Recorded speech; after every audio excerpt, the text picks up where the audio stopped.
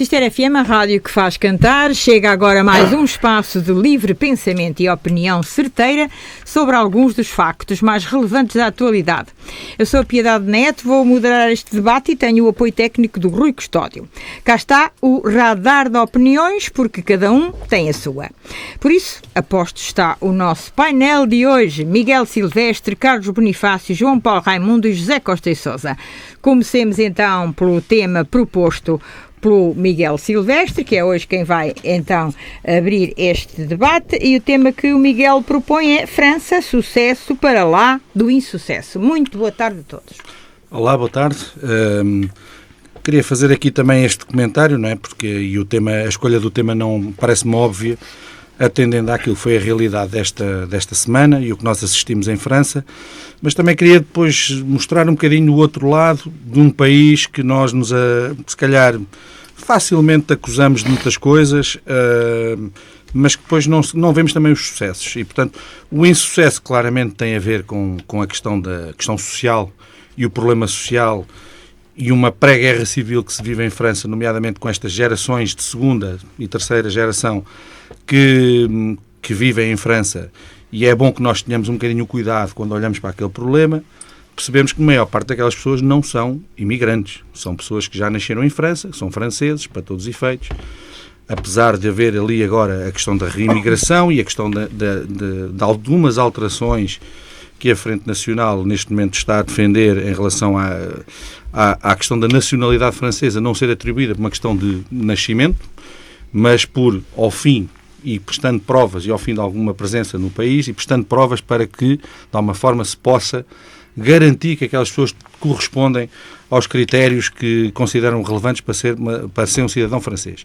Portanto, há ali um problema social grave há muitas décadas, que tem a ver com questões coloniais, naturalmente, tem a ver com a desintegração destas pessoas na comunidade, principalmente com as segundas gerações, que normalmente o problema da imigração normalmente não é nas pessoas que acabam de chegar ao país. Normalmente são as pessoas e os filhos e muitas vezes os netos destas gerações que, de alguma forma, se sentem desenraizadas por mérito próprio, por culpa própria, por culpa de uma sociedade que não os soube acolher, mas essencialmente por uma culpa própria. Eu nestas coisas sou um bocadinho mais radical, no sentido que acho que há uma responsabilidade social de cada um e familiar, e nós, quando estamos em algum lado, temos a obrigação de pelo menos nos fazermos e sentirmos integrados. Obviamente que as coisas são muito mais complexas, né? Quando nós temos milhares de pessoas a viver em bairros sociais, onde lhes falta, se calhar, muitas das outras coisas, enfim, é fácil nós estarmos a falar um bocadinho do nosso conforto. Eu, portanto, tenho aqui algum cuidado a falar do tema, apesar de que acho que nós estamos a chegar a um ponto de viragem no que toca à questão de que nós vivemos em França, e a linha que eu me parece que vai perdurar daqui em diante vai ser uma linha mais dura. E uma linha de... Dura, desculpa, em relação às pessoas que se manifestam, em relação aos governos? Em relação a estas pessoas que se manifestam, que na minha opinião claramente não se manifestam da maneira correta, por muitas razões que possam ter, aquilo é vandalismo puro e, portanto, nesse aspecto não creio que uma sociedade democrática ocidental possa permitir que aquilo sejam formas de manifestação. Claramente, na minha opinião, não são. São problemas sociais de outra natureza, eventualmente mais complexos, mas creio que uma sociedade e uma democracia não pode permitir isso. Mas, no entanto, eu não queria que nós deixássemos e que olhássemos para a França apenas só e nessa perspectiva como de um país que está com enormes problemas sociais que existem. No entanto, França é um país que, neste momento, talvez seja dos países da União Europeia que mais investimento estrangeiro capta, mais empresas capta, mais tecnologia consegue produzir. É um dos poucos países na Europa que basicamente produz tudo. Desde aviões, comboios, o que nós quisermos, armamento, defesa, e tem sido um sucesso nessa lógica, e tem muito a ver com uma coisa que nós durante muitos anos nós criticávamos enquanto europeus, uma certa visão, e até muitas vezes nós usávamos aqui o adjetivo chauvinista para falar de França.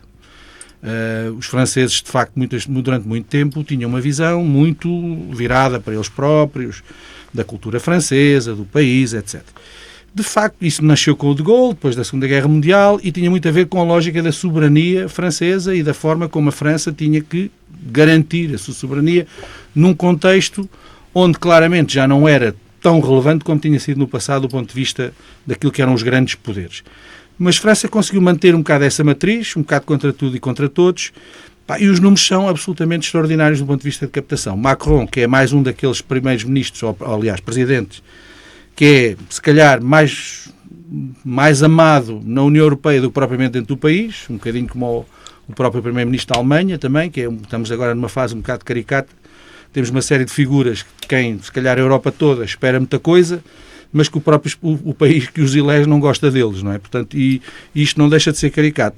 Mas eu queria chamar a atenção para este facto, que é a França, com um programa chamado Choose France, conseguiu atrair 93 mil milhões de euros em investimentos neste ano.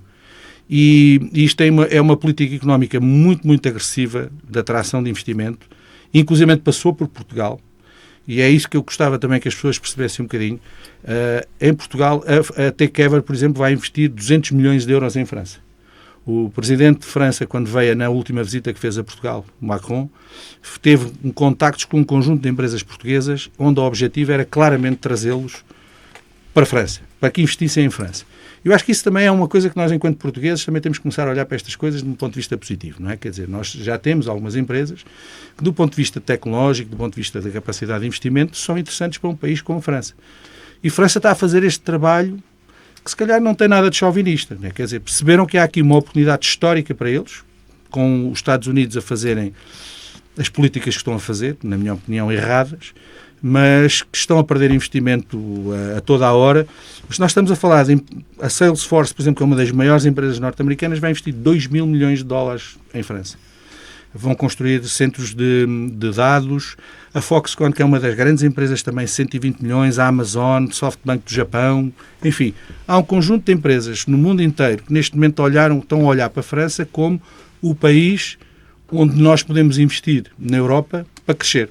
Apesar das convulsões sociais. Apesar das convulsões sociais. Porque há uma coisa que é interessante também. A França tem, de facto, do ponto de vista de formação e de capacidade de formação, muitas competências. Há um modelo um bocado descentralizado nessa matéria, que é talvez a única coisa que, se calhar, em França é descentralizado. Mas nessa matéria há um modelo muito descentralizado e há, de facto, pessoas com know-how, com capacidade para construir. E eu creio que Portugal, houve alguns sinais muito interessantes nesta última visita de Macron. Portugal deveria de olhar para esse canal, que foi sempre um canal, enfim, de proximidade de Portugal com França, até por razões culturais, historicamente. Nós deveríamos de olhar para isso com muita, muita, muita atenção, porque nós também temos alguma coisa para acrescentar. Portanto, Portugal e França, apesar daquelas convulsões todas, nestas coisas, eu acho que vivemos os tempos que é preciso ter sangue frio. E perceber que está ali uma oportunidade gigante do ponto de vista da União Europeia e para um país como Portugal está lá a acontecer. Carlos Bonifácio, sobre esta questão, acha que Portugal vai ter alguma vez sangue frio para fazer esse tipo de captação? Pois, de facto... Que fala o Miguel? De facto, digamos, aquilo que o Miguel traçou em relação à França, eu subscrevo. De facto, é um país com contrastes sociais e problemas sociais muito graves, mas economicamente é, digamos, um dos países mais importantes na Europa e a partir do momento em que o Reino Unido saiu da União Europeia, a sua importância aumentou. Mas eu queria acrescentar um dado que o Miguel não abordou, mas que é algo que se vai colocar aos franceses no próximo ano com as eleições presidenciais. Sabe-se do peso que a extrema-direita tem em França e, portanto, já consegue colocar sempre um candidato na segunda volta.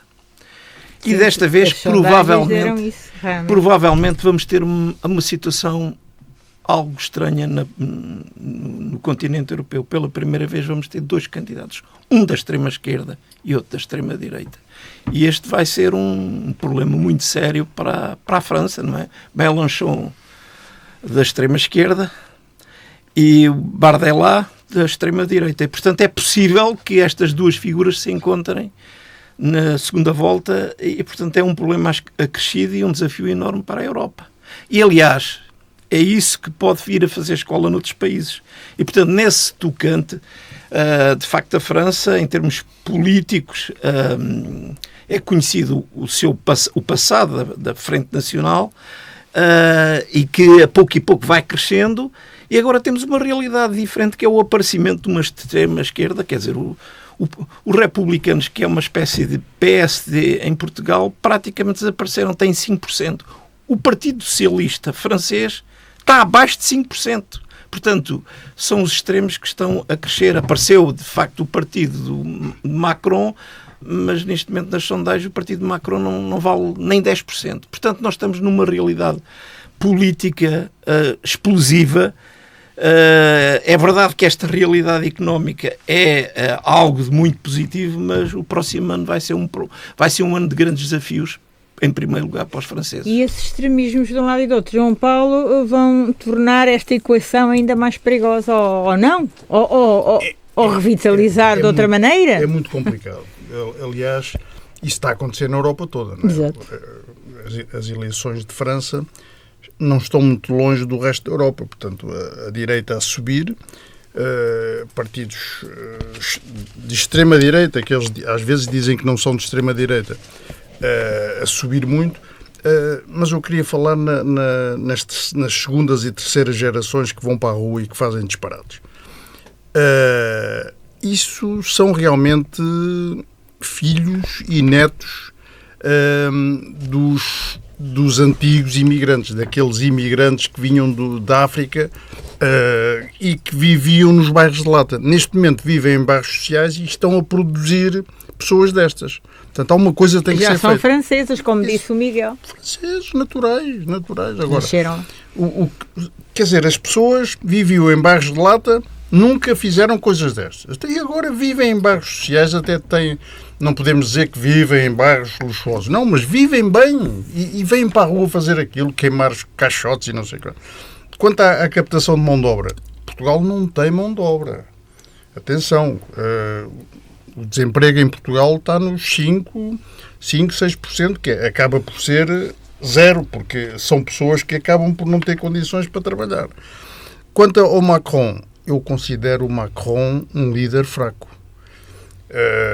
Durante anos, os anos que ele está na presidência, nunca demonstrou ter um pulso forte, quer externamente, quer internamente. Portanto, eu nunca consegui vê-lo no terreno com o Trump a disputar aquele lugar. Ele podia ser perfeitamente um líder forte no mundo e não é. Eu considero muito fraco, muito fraco.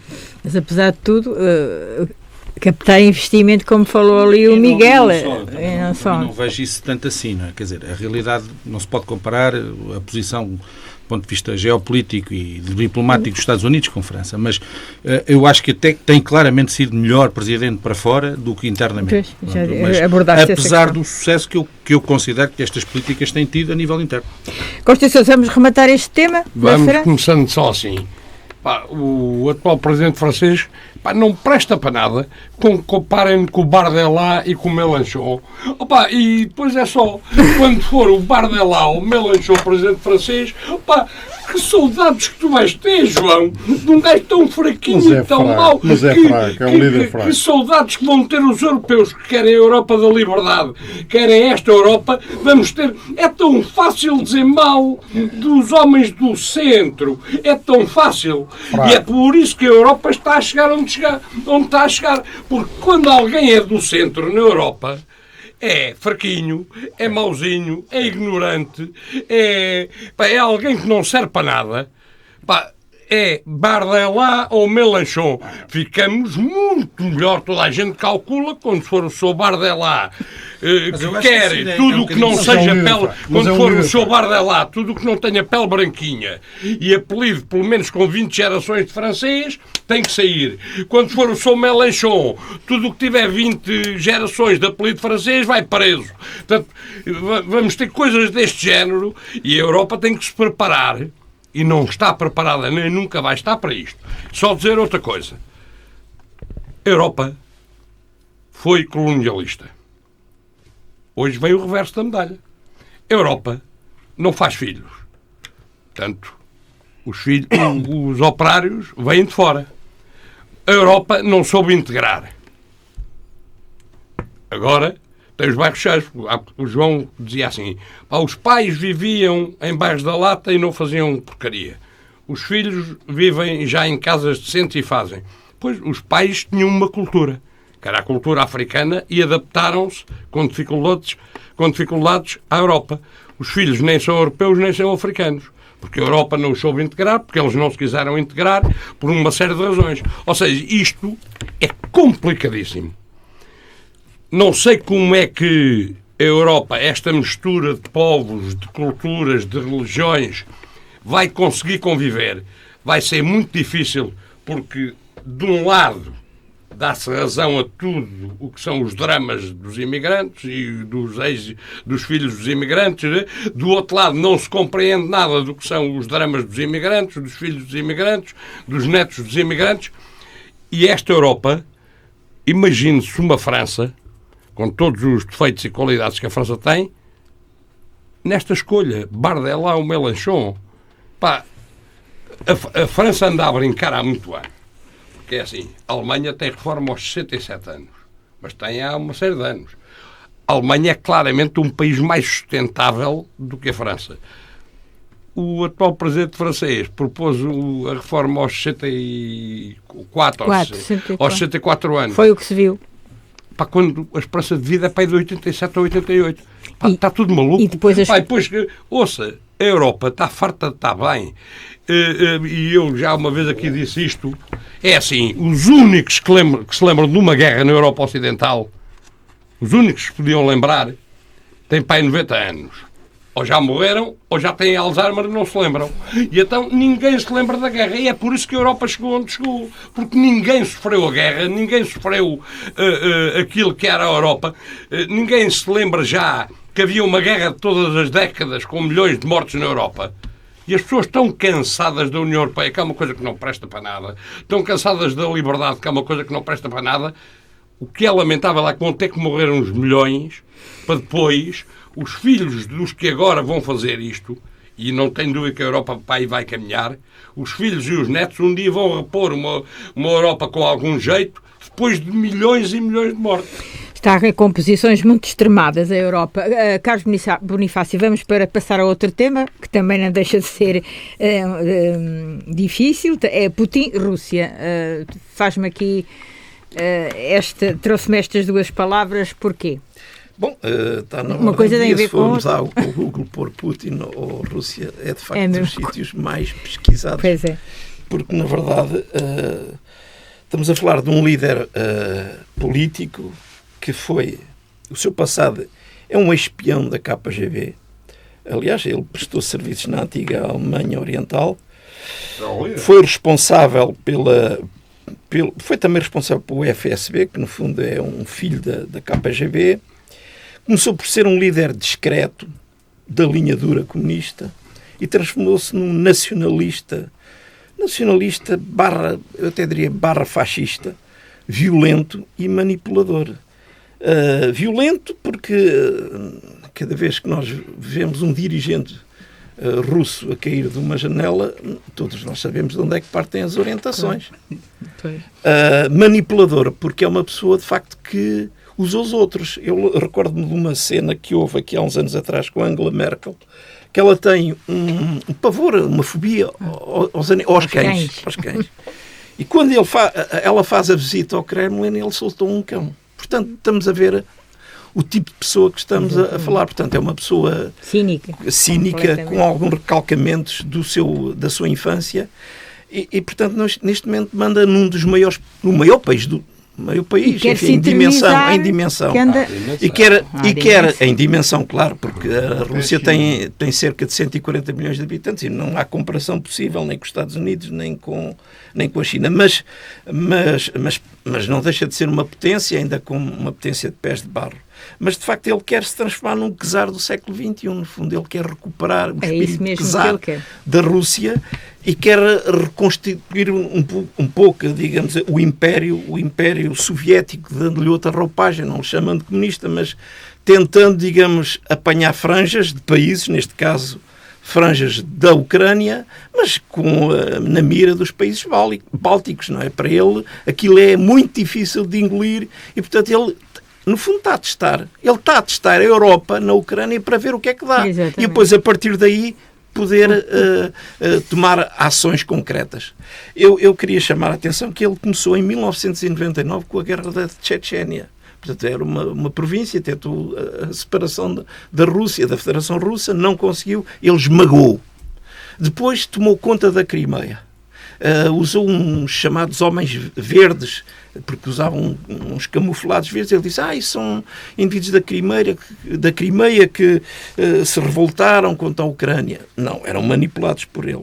E em 2022, portanto, declarou guerra, no fundo, à Ucrânia, e a guerra já tem mais existência, em termos de duração, a guerra na Ucrânia que a Segunda Guerra Mundial e até a Primeira. Portanto, e pelos vistos isto é para continuar, porque ainda ontem ele disse, na conferência em São Petersburgo com vários industriais, que estava a repensar fazer algumas cedências, e hoje disse exatamente o contrário, que não há conversas possíveis. E, portanto, o que ele quer, infelizmente eu temo que venha a acontecer nos próximos dias, ou até semanas, é que ele faça um ataque, digamos, demolidor sobre a Ucrânia, para tentar, pela força, não que ele consiga tomar conta do território, mas pela força, largando uma quantidade significativa de bombas ou de drones para desmoralizar o povo ucraniano, que está a sofrer muito. E o ideal para ele seria de Lisboa a Vladivostok, não é? Agora, eu só queria dizer, qual é o sentimento na Rússia, na população russa? Eu diria que a economia está anémica, vai entrar em recessão este ano, as receitas do petróleo e do gás, que são as principais fontes de receita do país, estão a ser totalmente canalizadas para a guerra. A inflação está acima de 10%. Os juros dos bancos estão altíssimos. A pressão interna é terrível. Há escassez de trabalhadores que estão a ser canalizados para a guerra. Há fuga de cérebros. Muita gente que foge da Rússia para não estar sob o domínio de Putin. É um país de duas faces. Em São Petersburgo, em Moscou, há uma vida, eu diria, semelhante ao Ocidente. Fora das grandes cidades, é um país do terceiro mundo. Miserável. É um país em que as casas não têm saneamento básico, não há abastecimento de água, não há aquecimento, não há casas de banho. 60% das casas na Rússia, fora das grandes cidades, não têm casa de banho. Portanto, é um país um pouco medieval, não é? Depois, onde já morreram, ficaram feridos 500 mil soldados. 500 mil soldados era as Forças Armadas Russas, todas as Forças Armadas Russas em 2022. Isto para vermos a dimensão da tragédia social na Rússia. Depois, natalidade em queda, porque as pessoas têm medo de ter filhos, crise económica, guerra, censura e controle da internet. Por exemplo, nós colocamos aqui no Ocidente, colocamos uma imagem da guerra na Ucrânia. Se tivermos um amigo na Rússia, ele não vê a nossa publicação. Tudo que tem a ver com a palavra Ucrânia ou com guerra são eliminadas. Portanto, há uma censura terrível. Depois é a eliminação da oposição, não é? Se perguntarmos quem é a oposição na Rússia, não existe. Cai pela janela. Existe um segundo. Sim, o Medvedev. Sim, exatamente. O Medvedev. Não. A oposição existe um segundo. Quando se manifesta, claro. a seguir cai da janela. Existe uma segunda pessoa. A realidade social, infelizmente, na Rússia é de conformismo e apatia. Tal é a repressão. As pessoas têm medo de se pronunciar, têm receio de poder emitir opinião nas redes sociais, têm medo de falar e de escrever no WhatsApp, porque eles acham que o WhatsApp pode ser fiscalizado ou pode ser, digamos, o que não é. Eu penso que não é esse perigo em relação ao WhatsApp. Em relação ao Telegram, isso aí há um controle maior. Mas, portanto, as pessoas têm muito medo. Eu posso dizer isto, tenho um contacto na Rússia de alguém do sistema, do partido de Putin, e, portanto, quando iniciou a guerra, mandou-me uma mensagem e disse: a partir de hoje, eu não quero, as nossas relações de amizade é para manter, mas eu não quero falar sobre guerra, nem sobre a Ucrânia. Claro. Portanto, o grau de receio na população, transversal a toda a população, nas grandes cidades e fora das grandes cidades, as pessoas nem sequer têm noção do que é que está a acontecer. Portanto, esta é a realidade de uma grande Rússia, mas que, no fundo, está a infligir danos terríveis, em primeiro lugar, ao povo russo. E anda a estudar maneiras de viver mais alguns anos, o Putin, porque andam em estudos para... Mas não é só ele, parece. Pois não é só ele. Pronto, essa rapaziada, como diz o pode viver 40 anos, eles vivem 4.000, está bem, boa. Todos estão... João Paulo, isto é altamente perigoso, altamente enfim, a Europa está mais em perigo, mais um perigo. Muito perigoso. Muito A Europa e o perigoso. mundo. Putin, como sabemos, começou realmente no KGB. Quando assumiu a liderança, fez, ou continua a fazer, todos os amigos milionários.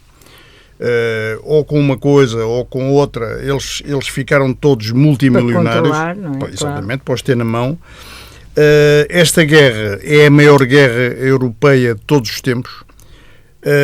E internamente Putin está a ser muito contestado, porque há muitos mortos, há muita gente que não volta, que não regressa, e se regressa muito, muito ferido ou sem condições.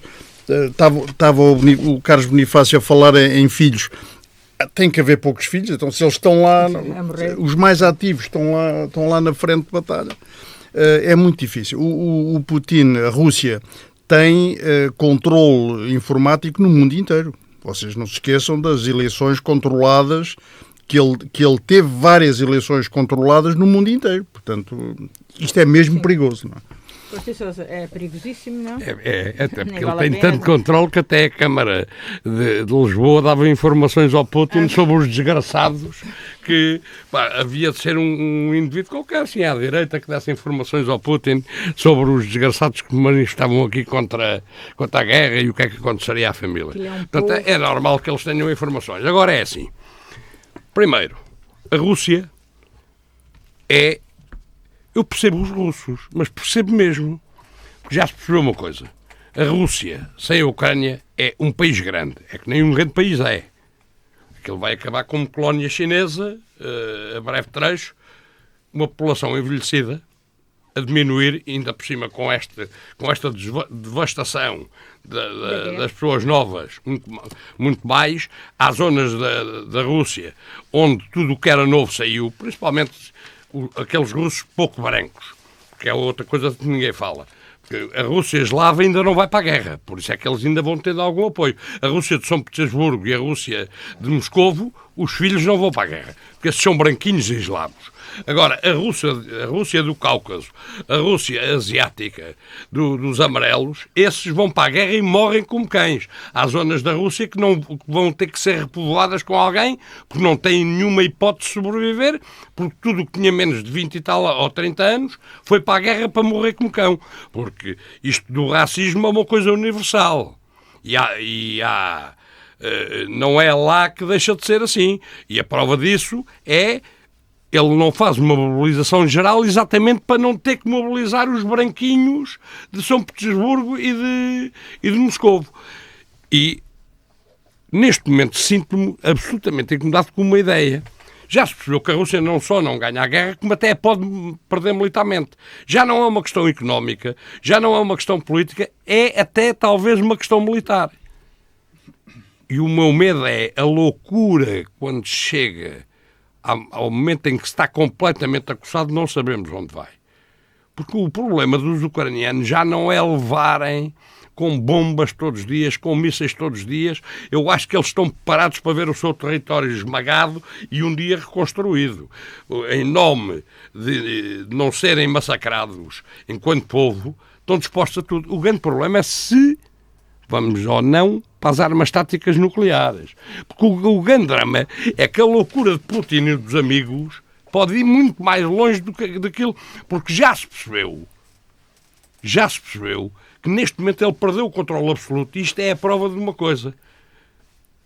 A joia da coroa é verdadeiramente a Ucrânia. É a joia da coroa do ponto de vista populacional, do ponto de vista da riqueza, do ponto de vista da agricultura, do ponto de vista da tecnologia, do ponto de vista científico. É que a Rússia com a Ucrânia é um país que conta verdadeiramente no mundo. A Rússia sem a Ucrânia, e se não tivesse petróleo e gás, não contava para nada.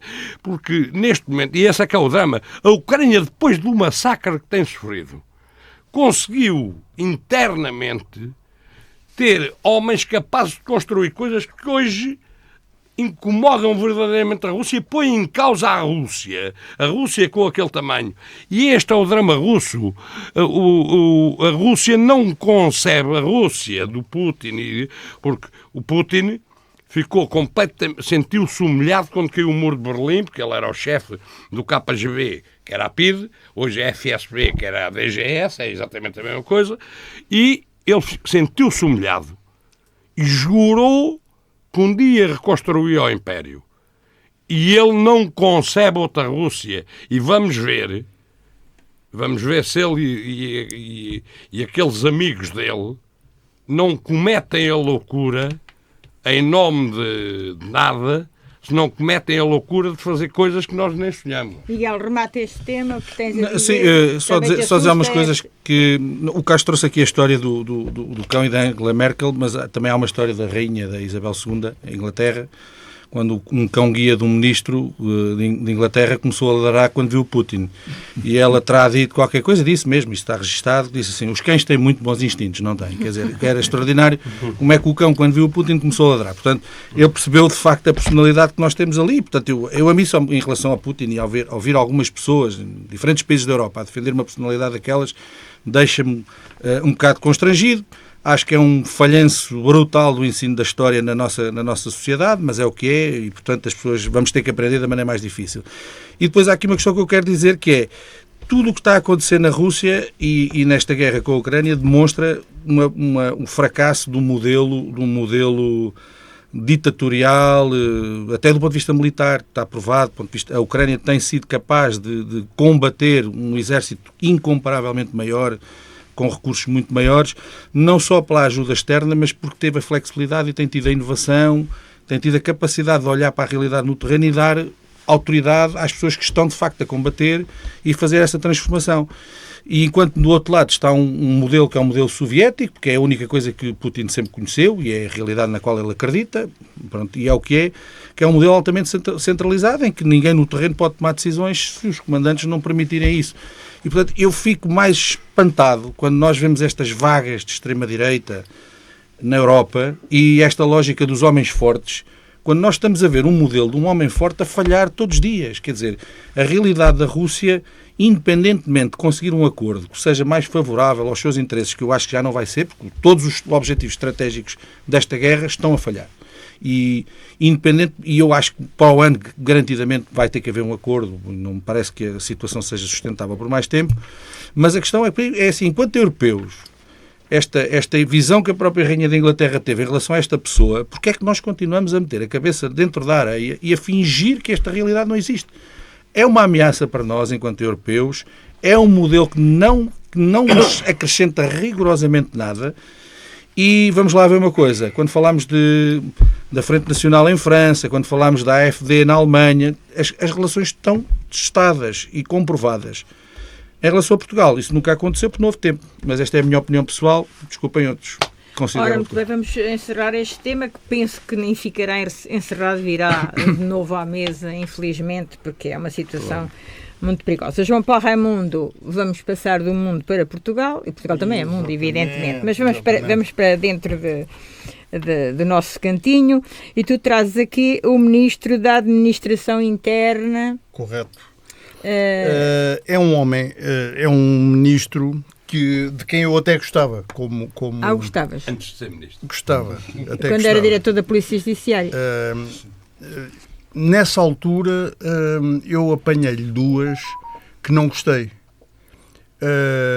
E penso que ele neste momento, contra aquilo que eu gosto, que eu aprecio num político, é o que muitos andam a fazer, que é trabalharem para o microfone. Eu lembro-me quando tivemos aí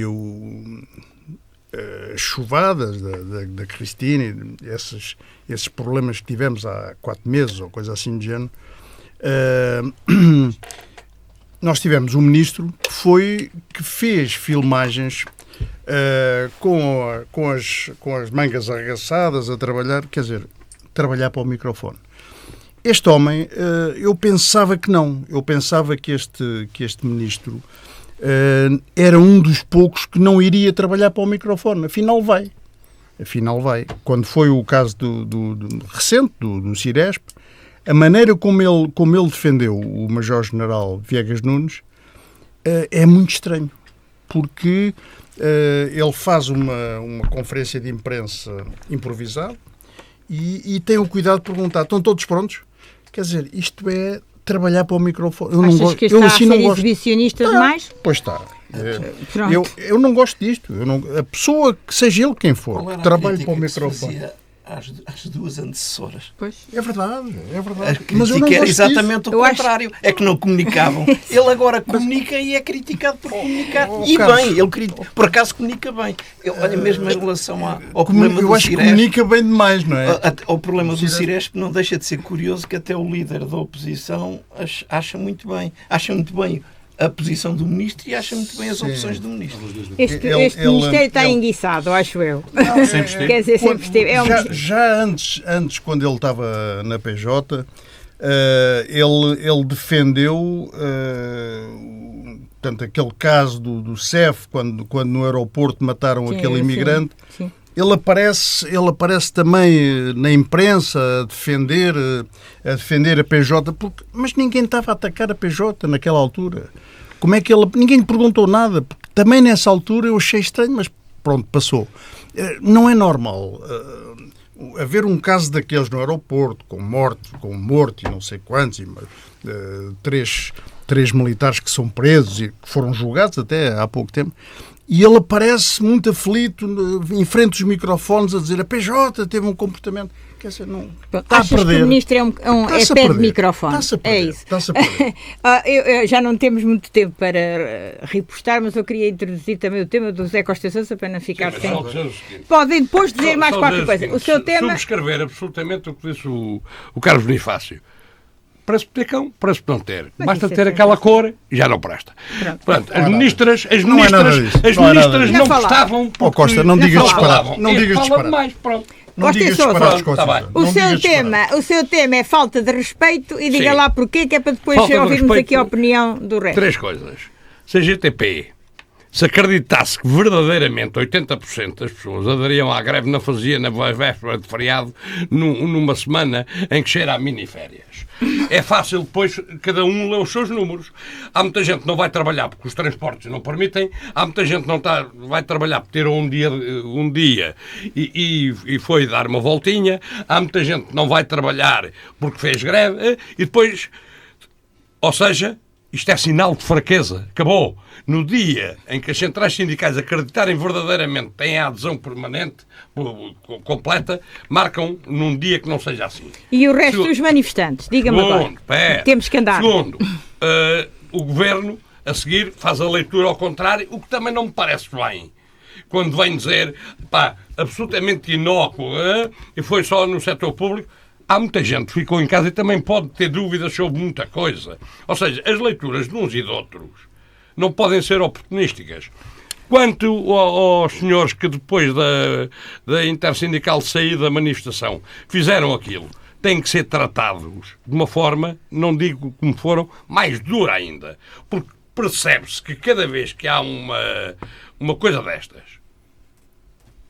há um grupo de indivíduos que não têm nada a ver com aquilo, não vão lá combater por aquilo e que estão à espera que a manifestação disperse e que as forças que mantêm a segurança naquela manifestação ligada à intersindical saiam, porque antes disso não fazem, e não fazem porque gostam do corpinho que têm, e não fazem, e assim que a intersindical desmobiliza, fazem o que fizeram.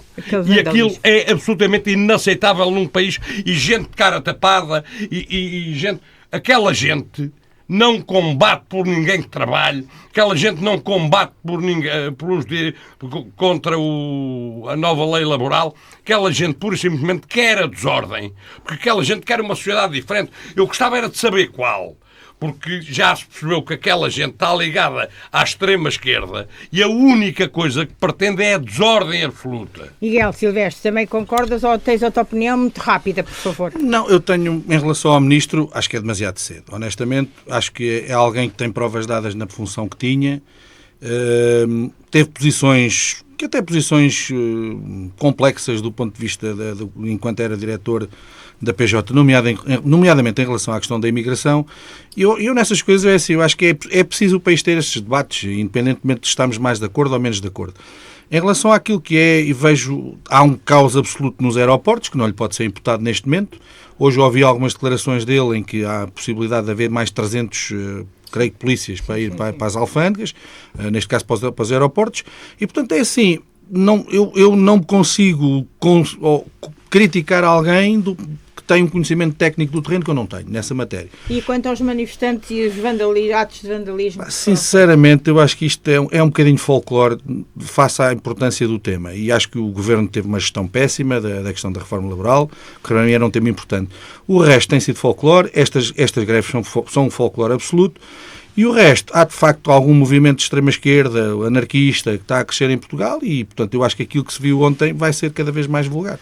Carlos, para rematar...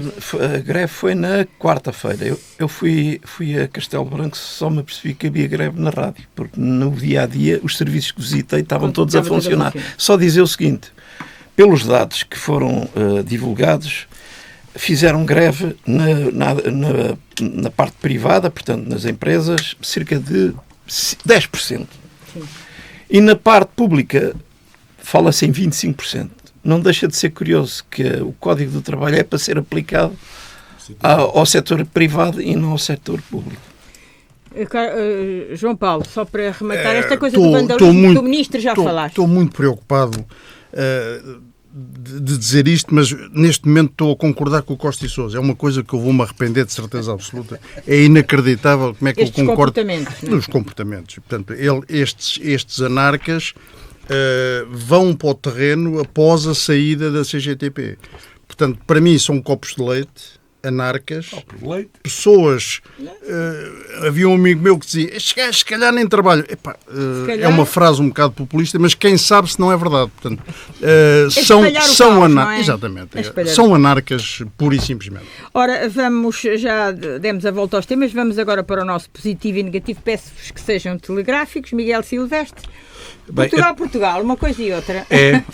O positivo é esta medida da prestação social única, e o negativo é que isto é uma obrigação do PRR. E, portanto, eu pergunto a mim o que é que Portugal mudou face à Troika. Nós fomos obrigados a fazer esta medida passado 4 ou 5 anos, porque senão não recebíamos o cheque dos 600 milhões de euros que estamos para receber agora dos fundos do PRR. Pronto. E a outra coisa que eu gostava de dizer, que ninguém diz em Portugal, o PRR, 75% é fundo perdido e 25% é um empréstimo. Nós temos 5 mil milhões de euros que vamos ter que devolver. Portanto, é bom quando as pessoas falam do PRR, percebam façam contas. Há uma parte que é um empréstimo e, portanto, que seja bem aplicado, senão vamos estar a pagá-lo sem termos retorno. Ora, Carlos Bonifácio fala da Marinha Portuguesa como positivo, penso eu. Sim, a Marinha Portuguesa, a construção do navio porta-drones é, de facto, um projeto inovador. É a primeira vez que um país vai ter um navio com estas características e vai fazer escola, não tenho mais pequena dúvida, na Europa e nas principais marinhas. Claro que este navio é mais para investigação e menos para questões militares, por isso ele vai ser financiado pelo PRR. Negativo. Queria também aqui falar no positivo, que é a eleição de Portugal para o Conselho de Segurança. De facto, eu acho que isso é muito importante. Era um projeto iniciado em 2013 e teve o sucesso que teve. Havia três candidatos, 2 vagas, ficou Portugal, a Alemanha e a Áustria, não é? Ficou Portugal e a Áustria no Conselho de Segurança e a Alemanha acabou por ficar de fora. Negativo. Na primeira volta. Negativo. Os preços para o euro dos Estados Unidos. Para o Mundial dos Estados Unidos. Um bilhete custa, o mais barato, 225 euros. O intermédio, 425. E o mais caro, 600 euros. Depois a FIFA ficou muito escandalizada, vejam bem, e então arranjou 836 ingressos por jogo a 51 euros. Isto é um escândalo e, portanto, como é óbvio, o pobre do português não pode ir aos Estados Unidos. Já basta os custos das viagens, quanto mais os preços. Não é? João Paulo, as alertas do Papa é o teu ponto positivo? É o meu positivo. Portanto, o Papa lamenta o enfraquecimento das organizações multilaterais e alerta que os lucros da indústria de armas estão a alimentar os conflitos. Portanto, é um positivo o Papa falar nisto. Negativo. O negativo é o facto de um hospital privado ter operado o pé errado de um paciente, e eu acho que se fosse ao contrário, certas vozes diriam... Exatamente, se fosse um público, certas vozes diriam o que Maomé não disse do tocinho. Pronto, Se fosse ao contrário, era operarem o pé certo. Ninguém perguntou nada, Se é positivo ou negativo? O negativo é claramente sobre a prestação social única, a discussão, que não é discussão, que não passa de coisas sobre a prestação ou não de trabalho das pessoas que vão prestar. A forma como a discussão está a ser posta, nem os miúdos... Mas ainda não sabemos bem como as coisas exatamente vão ser. Por isso. Exatamente por aquilo ser uma brincadeira de garotos. É que não se deve brincar com as coisas sérias, porque toda a gente sabe que a gente não tem condições para que sairia muito mais caro pô-los a prestar trabalho do que não estarem a prestar trabalho. Isto é brincar. Isso é o negativo. Mas os indivíduos que fazem da política uma brincadeira e o populismo barato brincam com essas coisas para conseguir votos. Positivo, tem alguma coisa? Não há nada de especial, porque como vimos hoje, pode, assim, de especial, há muito mais coisas negativas do que positivas, infelizmente. Positivo é termos estado aqui esta hora tão simpática a conversar uns com os outros. Concluído o programa de hoje, este painel voltará a 4 de julho para mais um radar de opiniões, porque cada um tem a sua.